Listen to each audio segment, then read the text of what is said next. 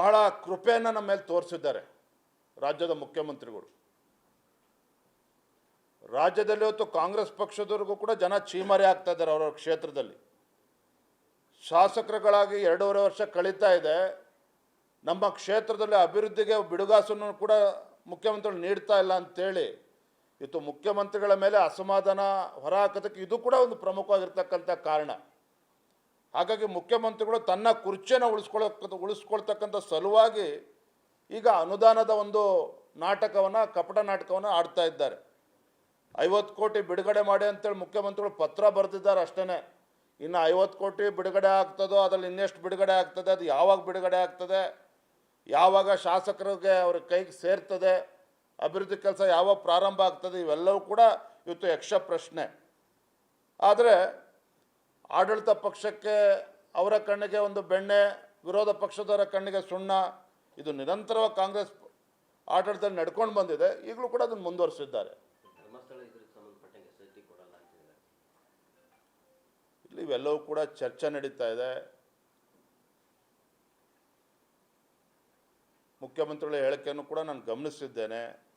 ನೋಡೋಣ ಯಾವ ರೀತಿ ಇವತ್ತು ಬೆಳವಣಿಗೆಗಳು ಆಗ್ತದೆ. ಅದಾದ ನಂತರ ನಾವು ಪ್ರತಿಕ್ರಿಯೆ ನೀಡ್ತೇವೆ.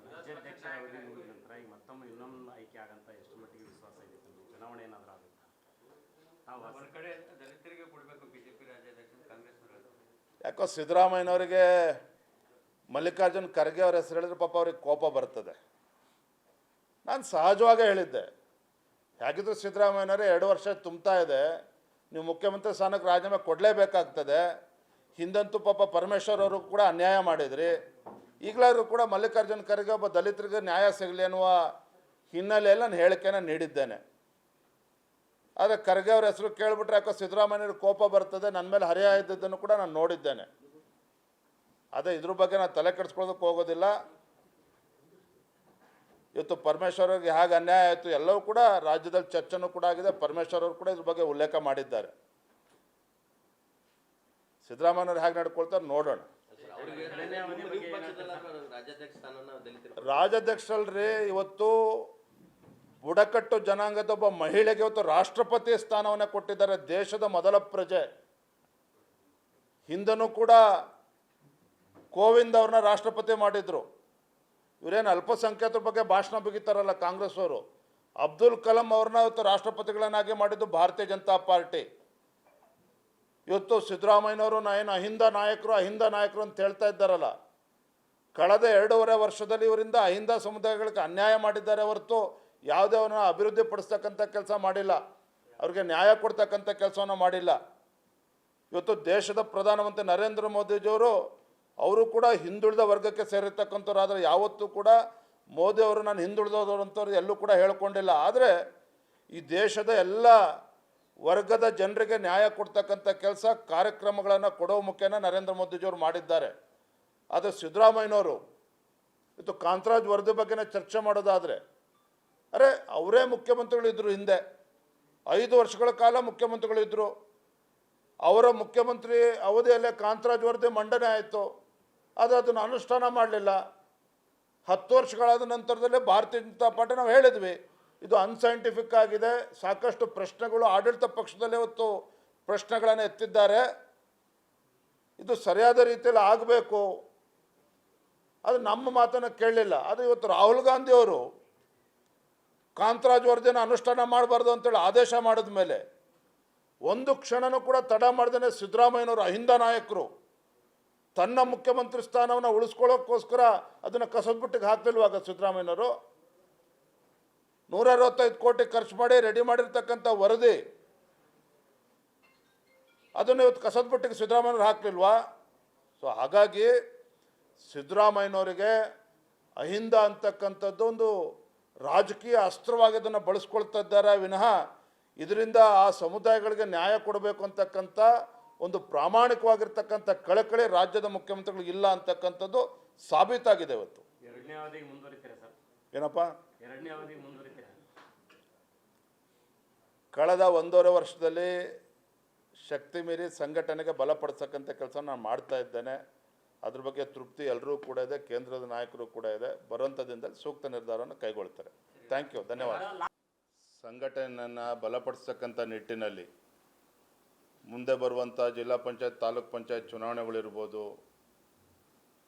ಮತ್ತು ಕೇಂದ್ರ ಸರ್ಕಾರದ ಯೋಜನೆಗಳನ್ನು ಮನೆ ಮನೆಗೆ ತಲುಪಿಸ್ತಕ್ಕಂಥ ನಿಟ್ಟಿನಲ್ಲಿ, ಮತ್ತು ಕಾಂಗ್ರೆಸ್ ಸರ್ಕಾರದ ಅಪಪ್ರಚಾರಗಳು ಕೇಂದ್ರ ಸರ್ಕಾರದ ಮೇಲೆ ನಿರಂತರವಾಗಿ ನಡೆಸ್ಕೊಂಡು ಬಂದಿದ್ದಾರೆ. ಇವೆಲ್ಲ ವಿಚಾರವಾಗಿ ನಮ್ಮ ಪಕ್ಷದ ಹಿರಿಯ ಮುಖಂಡರ ಜೊತೆ, ಕಾರ್ಯಕರ್ತರ ಜೊತೆ ಸಮಾಲೋಚನೆ ಮಾಡ್ತೇವೆ.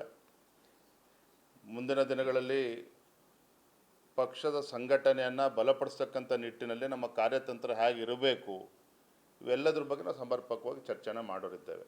ನಮ್ಮೆಲ್ಲ ಶಾಸಕರು, ಮಾಜಿ ಶಾಸಕರು, ಸಂಸದರು, ಪಕ್ಷದ ಎಲ್ಲ ಹಿರಿಯ ಪದಾಧಿಕಾರಿಗಳು, ಎಲ್ಲ ಹಿರಿಯ ಕಾರ್ಯಕರ್ತರು ಕೂಡ ಈ ಸಭೆಯಲ್ಲಿ ಭಾಗವಹಿಸ್ತಾರೆ. ಈಗಾಗಲೇ ಮೈಸೂರು ವಿಭಾಗದಲ್ಲಿ ಈ ನಮ್ಮ ಸಂಘಟನಾತ್ಮಕ ಸಭೆ ಮೈಸೂರು ವಿಭಾಗದಲ್ಲಿ ಪೂರ್ಣ ಆಗಿದೆ. ಅದೇ ರೀತಿ ಶಿವಮೊಗ್ಗ ವಿಭಾಗದಲ್ಲೂ ಸಹ ಆಗಿದೆ.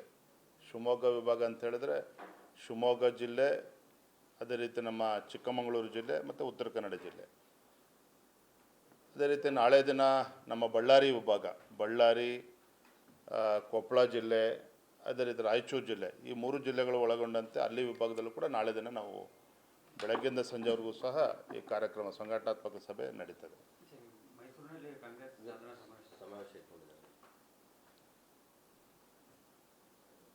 ಸಿದ್ದರಾಮಯ್ಯನವರ ಕುರ್ಚಿ ಯಾವಾಗ ಬಲ ಕಳ್ಕೊಳ್ತದೆ, ಸಿದ್ದರಾಮಯ್ಯನವರಿಗೆ ತಮ್ಮ ಮುಖ್ಯಮಂತ್ರಿ ಕುರ್ಚಿ ಅಳ್ಳಾಡ್ತಾ ಇದೆ, ಅಸ್ಥಿರತೆ ಕಾಡ್ತಾ ಇದೆ ಮುಖ್ಯಮಂತ್ರಿ ಸಿದ್ದರಾಮಯ್ಯನವರಿಗೆ, ಈ ರೀತಿ ಅಸ್ಥಿರತೆ ಕಾಡ್ದಾಗಲೆಲ್ಲ ಈ ರೀತಿ ಸಮಾವೇಶಗಳನ್ನು ಸಿದ್ದರಾಮಯ್ಯನವರು ನಿರಂತರವಾಗಿ ಮಾಡ್ಕೊಂಡು ಬಂದಿದ್ದಾರೆ. ಸಿದ್ದರಾಮಯ್ಯನವರು ಅಂತ ಹೇಳಿದ್ರೆ ಸಮಾವೇಶ ಅಂತ ಹೇಳಿದ್ರೆ ಸಿದ್ದರಾಮಯ್ಯನವರು ತಮ್ಮ ರಾಜಕೀಯ ಅಸ್ತಿತ್ವವನ್ನು ಉಳಿಸ್ಕೊಳ್ತಕ್ಕಂಥ ಸಲುವಾಗಿ ಅಹಿಂದ ಸಮುದಾಯಗಳನ್ನು ಮುಂದೆ ಇಡ್ತಾರೆ. ಆ ಸಮುದಾಯಗಳನ್ನು ಬಳಸ್ಕೊಂಡು ತಮ್ಮ ರಾಜಕೀಯ ಬೇಳೆಯನ್ನು ಬೇಯಿಸ್ಕೊಳ್ಳೋದಕ್ಕೆ ಈ ರೀತಿ ಸಮಾವೇಶಗಳನ್ನು ಮಾಡಿ ಕಾಂಗ್ರೆಸ್ ಪಕ್ಷದ ಹೈಕಮಾಂಡ್ಗೆ ಬೆದರಿಕೆ ಒಡ್ತಕ್ಕಂಥ ಕುತಂತ್ರವನ್ನು ಈ ಸಮಾವೇಶಗಳ ಮೂಲಕ ಮಾಡ್ತಾ ಇದ್ದಾರೆ ವಿನಃ ರಾಜ್ಯದ ಮುಖ್ಯಮಂತ್ರಿಗಳು ಸಿದ್ದರಾಮಯ್ಯನವರು ಕಳೆದ 2.5 ವರ್ಷದಲ್ಲಿ ಸಾಧನೆ ಮಾಡಿರ್ತಕ್ಕಂಥದ್ದು ಶೂನ್ಯ. ಸಿದ್ದರಾಮಯ್ಯನವರು ಮುಖ್ಯಮಂತ್ರಿಗಳಾಗಿ ಇವತ್ತು ರಾಜ್ಯ ಸರ್ಕಾರ ಸಾಧನೆ ಮಾಡಿದ್ದು ನಿಜವೇ ಆಗಿದ್ದರೆ ರಾಜ್ಯದ ಉಸ್ತುವಾರಿಯನ್ನು ಹೊತ್ತಿರ್ತಕ್ಕಂಥ ಸುರ್ಜೇವಾಲಾ ಅವರು ಪದೇ ಪದೇ ಬೆಂಗಳೂರಿಗೆ ಬಂದು ಶಾಸಕರನ್ನು ಮಾತಾಡಿಸ್ತಕ್ಕಂಥದ್ದು, ಅವರ ಅಸಮಾಧಾನವನ್ನು ಹೋಗಲಾಡಿಸ್ತಕ್ಕಂಥ ಪ್ರಮೇಯ ಉದ್ಭವ ಆಗ್ತಾ ಇರಲಿಲ್ಲ. ಇವತ್ತು ಯಾಕೆ ಸುರ್ಜೇವಾಲಾ ಅವರು ಇವತ್ತು ಪದೇ ಬರ್ತಾ ಇದ್ದಾರೆ ಅಂತ ಹೇಳಿದ್ರೆ 2 ಕಾರಣಕ್ಕೆ. ಶಾಸಕರಿರ್ತ ಅಸಮಾಧಾನ ಎಷ್ಟರ ಮಟ್ಟಿಗಿದೆ ಅದನ್ನು ಅರ್ಥ ಮಾಡ್ಕೊಳ್ಳೋಕ್ಕೆ ಬರ್ತಾ ಇದ್ದಾರೆ. ಮತ್ತೊಂದು ಕಡೆ ಶಾಸಕರ ಅಂತರಾಳದಲ್ಲಿ ಮುಂದೆ ಮುಖ್ಯಮಂತ್ರಿ ಬದಲಾವಣೆ ಆದರೆ ಯಾರನ್ನ ಮಾಡಬೇಕು ಇದನ್ನು ಅರ್ಥ ಮಾಡ್ಕೊಳ್ಳೋಕ್ಕೆ ಇವತ್ತು ಸುರ್ಜೇವಾಲಾ ಅವರು ಪದೇ ಬರ್ತಾ ಇದ್ದಾರೆ. ಒಂದಂತೂ ಸತ್ಯ, ಇವತ್ತು ಸಿದ್ದರಾಮಯ್ಯನವರ ಕೂತಿರ್ತಕ್ಕಂಥ ಕುರ್ಚಿ, ಮುಖ್ಯಮಂತ್ರಿ ಗಾದಿ ಅನಿಶ್ಚಿತತೆ ಇವತ್ತು ಕಾಡ್ತಾ ಇರೋದ್ರಿಂದ ಸಿದ್ದರಾಮಯ್ಯನವರಿಗೆ ಈ ರೀತಿ ಸಮಾವೇಶಗಳನ್ನು ಮಾಡೋ ಮುಖೇನ ಹೈಕಮಾಂಡನ್ನು ಬೆದರಿಸ್ತಕ್ಕಂಥ ಕೆಲಸ ಮಾಡ್ತಾ ಇದ್ದಾರೆ. ಆದರೆ ಮತ್ತೊಂದು ಕಡೆ 2-3 ಗುಂಪುಗಳು ಸಿದ್ದರಾಮಯ್ಯನವರು ಹೇಳಿದರೆ ನಾನಾಗಬೇಕು ಮುಖ್ಯಮಂತ್ರಿ ಆಗಬೇಕು ಅಂತೇಳಿ ಕಾಂಗ್ರೆಸ್ ಪಕ್ಷದಲ್ಲಿ ಪೈಪೋಟಿ ಭರ್ಜರಿಯಾಗಿ ನಡೀತಾ ಇದೆ. ಆ ನಿಟ್ಟಿನಲ್ಲಿ ಕುದುರೆ ವ್ಯಾಪಾರನೂ ಕೂಡ ಪ್ರಾರಂಭ ಆಗಿದೆ. ನಿಮಗೆ ಯಾವುದೇ ಅನುಮಾನಗಳು ಬೇಡ. ಹಾಗಾಗಿ ಒಟ್ಟಾರೆಯಾಗಿ ತನ್ನ ಮುಖ್ಯಮಂತ್ರಿ ಕುರ್ಚಿಯನ್ನು ಉಳಿಸ್ಕೊಳ್ಳೋದಕ್ಕೆ ಇವತ್ತು ಸಾಧನಾ ಸಮಾವೇಶ ವಿನಃ ಈ ಸರ್ಕಾರ, ಸಿದ್ದರಾಮಯ್ಯ ಸರ್ಕಾರ ಯಾವುದೇ ಸಾಧನೆಯನ್ನು ಕೂಡ ಮಾಡಿಲ್ಲ. ಯಾವುದೇ ಅಭಿವೃದ್ಧಿ ಕೆಲಸ ಕಾರ್ಯಗಳು ಕೂಡ ಇವತ್ತು ರಾಜ್ಯದಲ್ಲೂ ಕೂಡ ಆಗಿಲ್ಲ.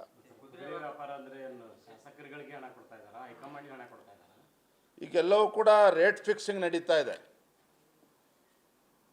ಶಾಸಕರ ಬಲ ಹೇಗಿರಬೇಕು, ಮುಂದೆ ಎಂಥ ಪರಿಸ್ಥಿತಿ ಬಂದರೂ ಕೂಡ ಶಾಸಕರ ಬಲ ಇಲ್ಲದೆ ಏನೂ ಕೂಡ ಮಾಡೋದಕ್ಕೆ ಸಾಧ್ಯ ಇಲ್ಲ. ಅದನ್ನು ಅರ್ಥ ಮಾಡ್ಕೊಂಡಿರ್ತಕ್ಕಂಥ ಕಾಂಗ್ರೆಸ್ ಪಕ್ಷದ ಹಿರಿಯ ಮುಖಂಡರುಗಳು ಇವತ್ತು ಎಲ್ಲ ರೀತಿಯ ಕುದುರಾ ವ್ಯಾಪಾರಕ್ಕೆ ಈಗಾಗಲೇ ಸಜ್ಜಾಗಿದ್ದಾರೆ.